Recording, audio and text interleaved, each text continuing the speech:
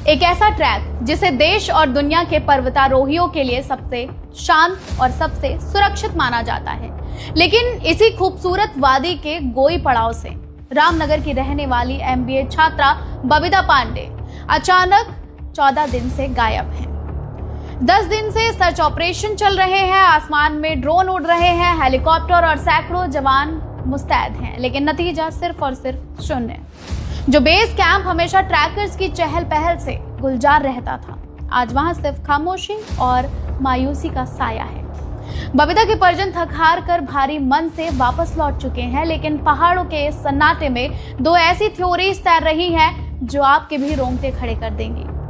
रैथल गांव के निवासियों का कहना है कि बबीता के लापता होने वाली जगह से महज 600 मीटर की दूरी पर भालुओं के आपस में संघर्ष करने के गहरे निशान मिले हैं। ये भालुओं के प्रजनन का समय है जब मादा भालू बेहद आक्रामक हो जाती हैं और ऐसे केसेस बढ़ जाते हैं। लेकिन हैरान करने वाली बात यह है कि मौके पर किसी इंसानी संघर्ष या बबीता का कोई निशान अभी तक नहीं मिल पाया है।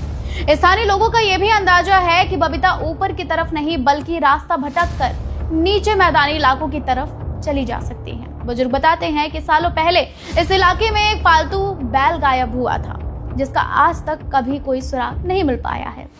क्या पहाड़ों की ये खामोश वादियां अपने अंदर कोई गहरा राज छिपाए बैठी हैं? जैसे जैसे पहाड़ों पर रात का अंधेरा गहराता है, दयारा बुग्याल की ये शांति और डरावनी लगने लगती है। आज हर किसी के जहन में सिर्फ एक ही सवाल गूंज रहा है कि आखिर इतनी सुरक्षा और खुले रास्तों के बावजूद बबीता अचानक कहां ओझल हो गई? क्या वो किसी हादसे का शिकार हो गई हैं, या रास्ता भटक गई हैं, या फिर कहा जाए कि फिर इस मिस्ट्री के पीछे कोई और ही खौफनाक सच छिपा हुआ है? जवाब फिलहाल अभी वक्त के गर्त में है, लेकिन पहाड़ों का ये सन्नाटा चीख चीख कर पूछ रहा है कि आखिर बबीता है तो है कहाँ?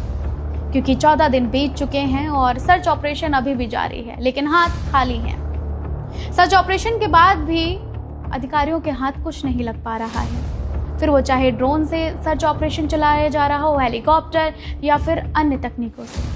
आखिर बबीता है तो है कहाँ? अगर आप